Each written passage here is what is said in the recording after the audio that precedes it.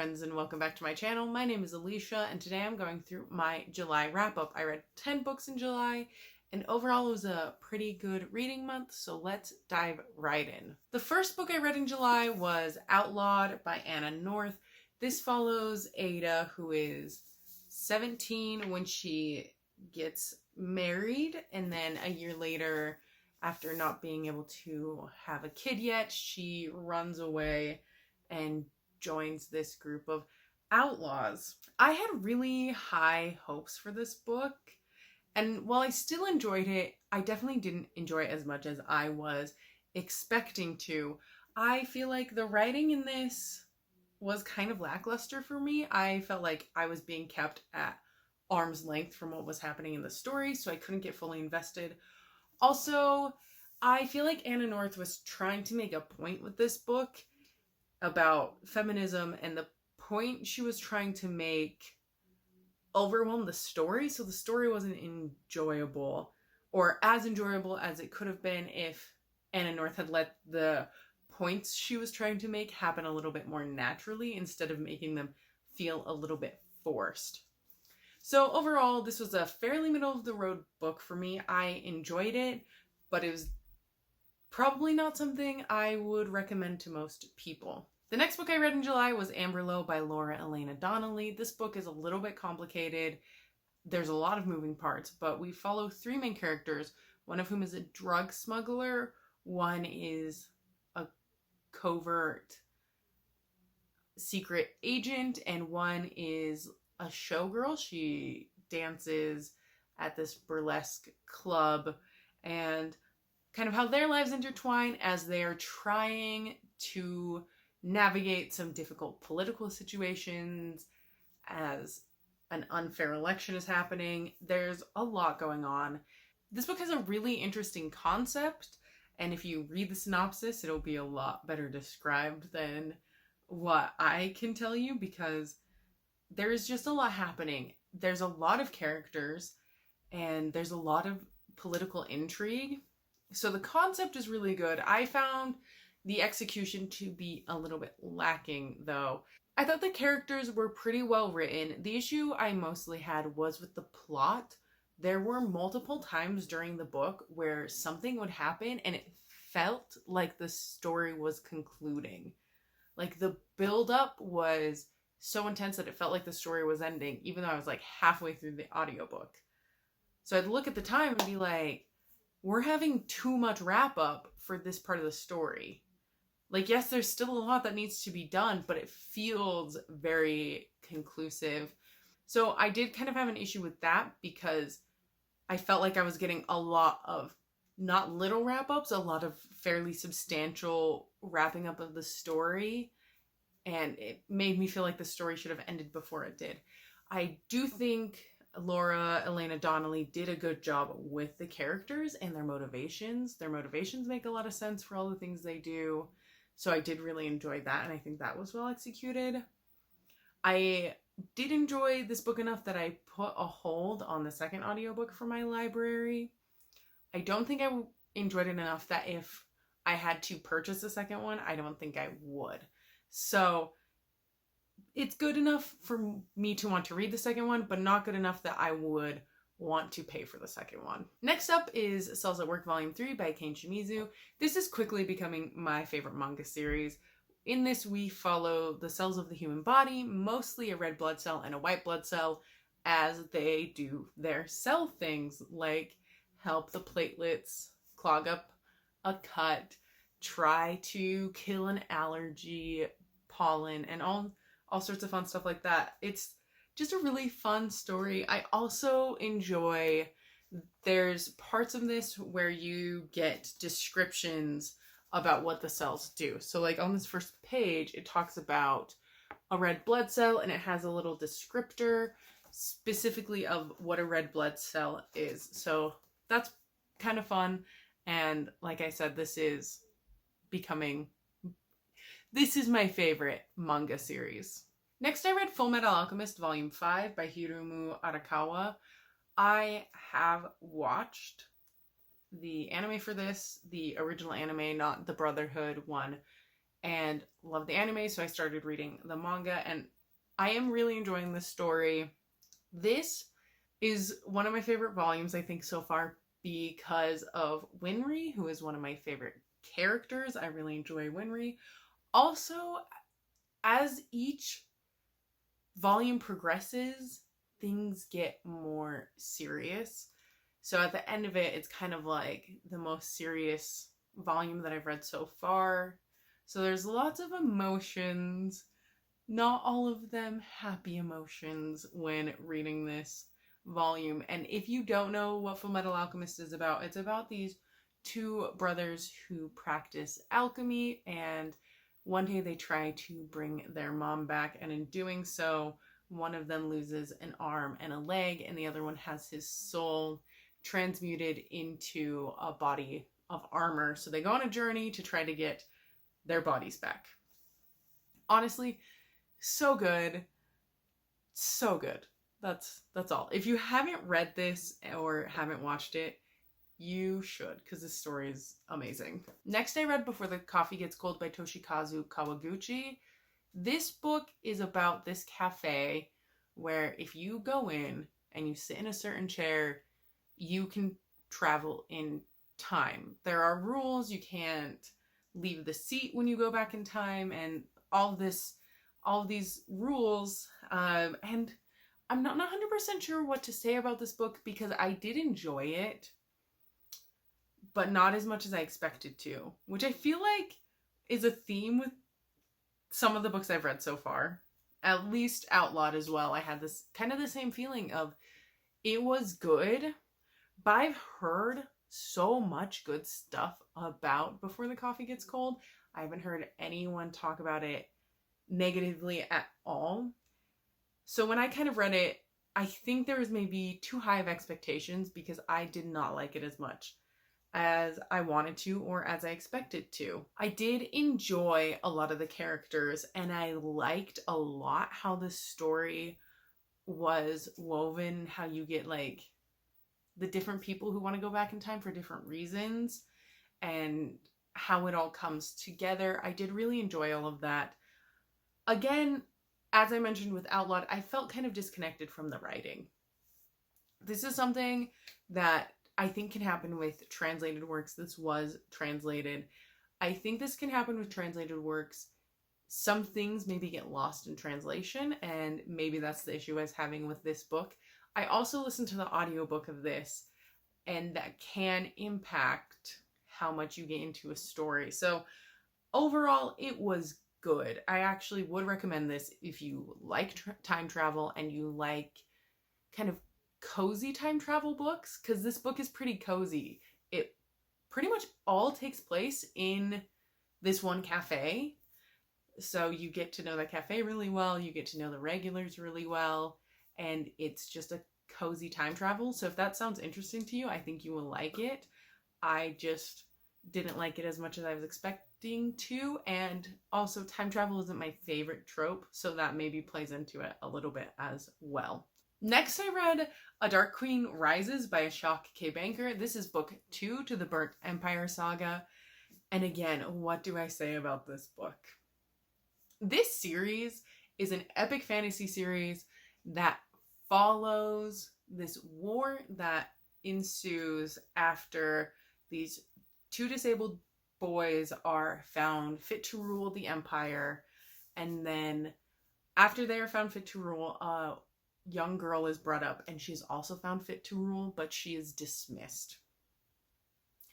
So after she's dismissed, her father, who is Jarsun, declares war, and this epic story happens. This is the second book in the series, so I can't talk too much about this book because I don't want to give spoilers. I have what is maybe kind of an unpopular opinion for this series because I actually liked Upon a Burning Throne better than I liked A Dark Queen Rises. Most of the people I've heard talk about it say they like this book more. I'm the opposite. I still love this book. Ashok K. Banker just takes you on a ride.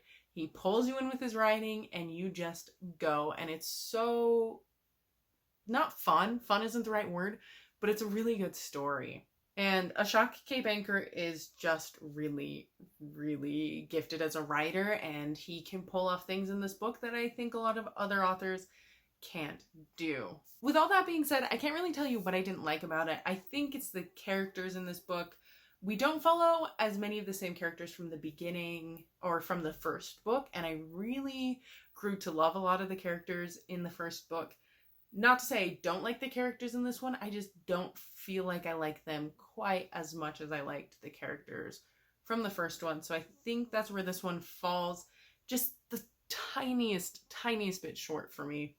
But I'm really looking forward to the third book in this series, which I believe comes out next year, early next year. So fingers crossed that that date that I found is the actual release date, so I don't have to wait too long to get the third book in this series. Next, I read The Other Black Girl by Zakiya Dalila Harris.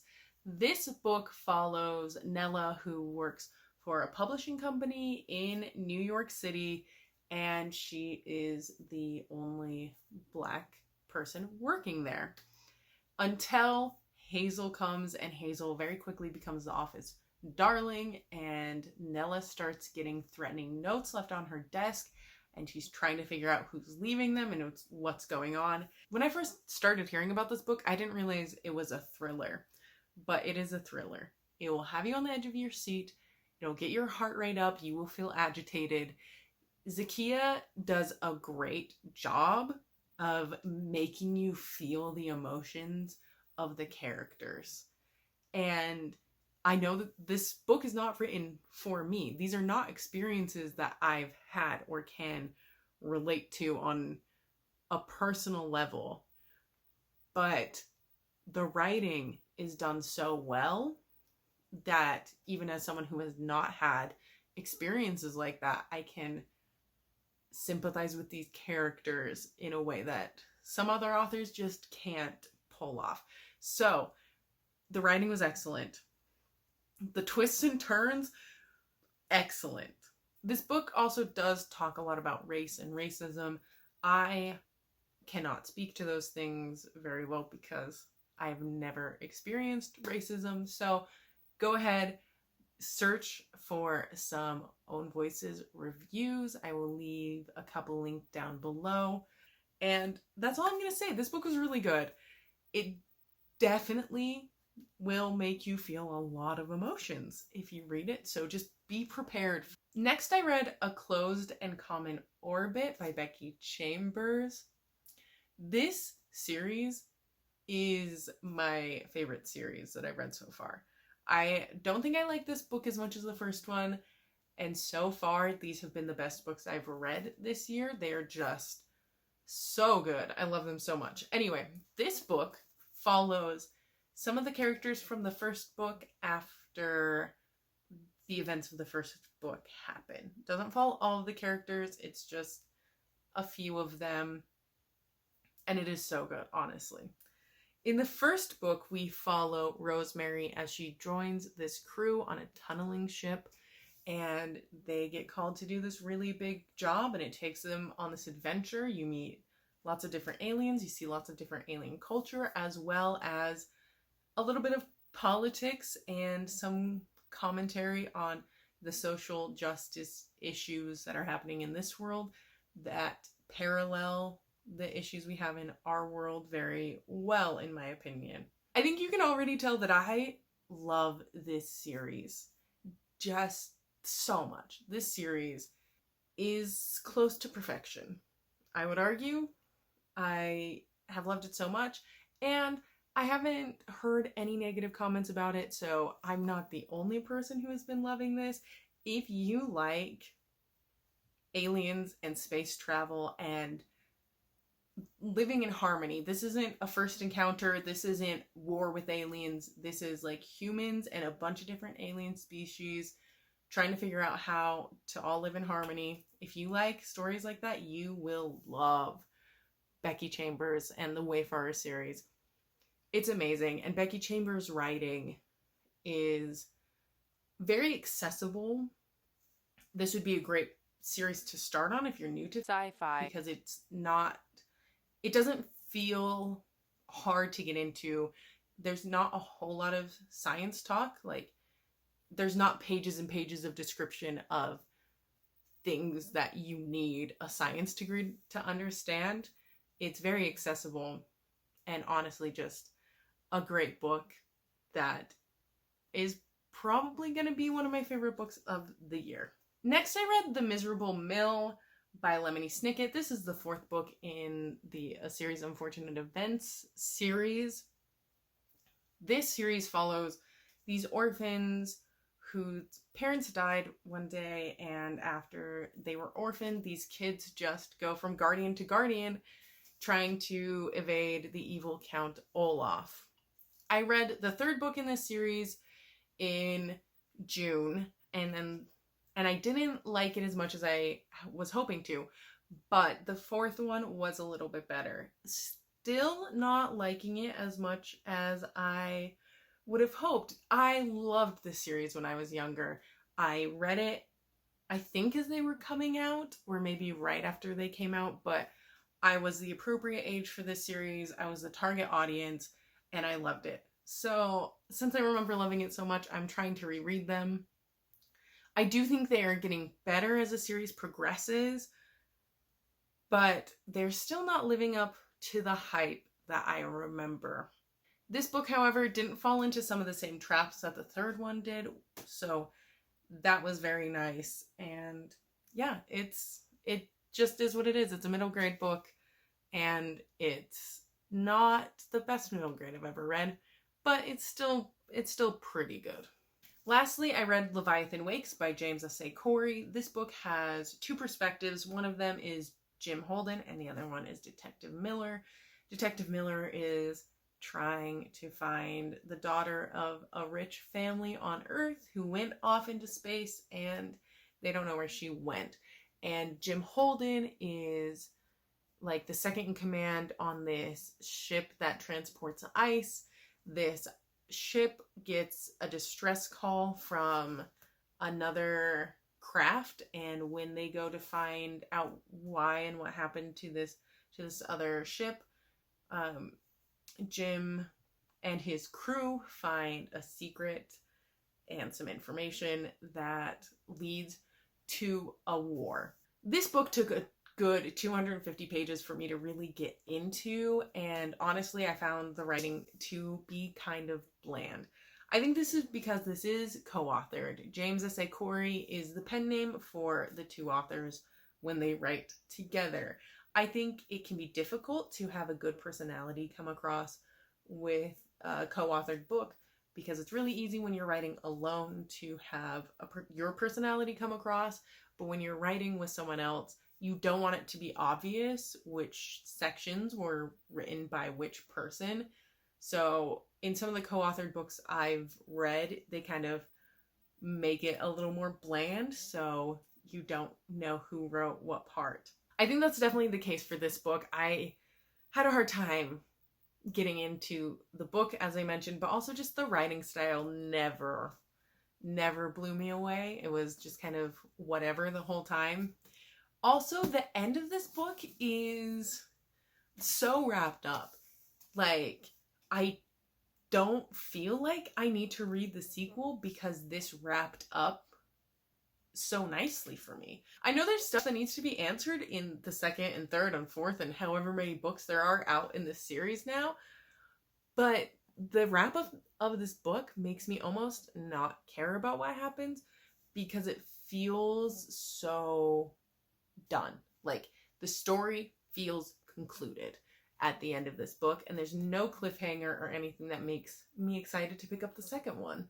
That being said, I probably still will pick up the 2nd one because this is like such a huge name in sci-fi, and I want to see what happens, but I don't know how long I'm going to wait until I pick up the 2nd one. We'll see.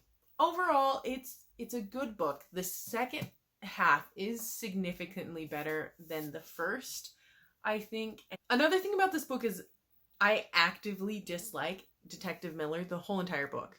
There was never a point that I was like, yes, I like this guy. There were some points where I was like, I understand his motivations, but there was never a point where I liked him. He is a cop, and he's your run-of-the-mill racist cop. There is actually a part in this book where he is like talking with his boss, and they're making comments about one of the people they work with, and he's like, yeah, nothing like casual racism to make you feel closer to someone. And as he's like actively participating in it. So I just couldn't like him. He's extremely unlikable. And it was hard to read from his perspective for half of the book because of how much I disliked him. That was everything I read in July. Thank you so much for watching. Let me know in the comments what your favorite book from July was, and don't forget to like and subscribe if you want to, and I will see you in my next video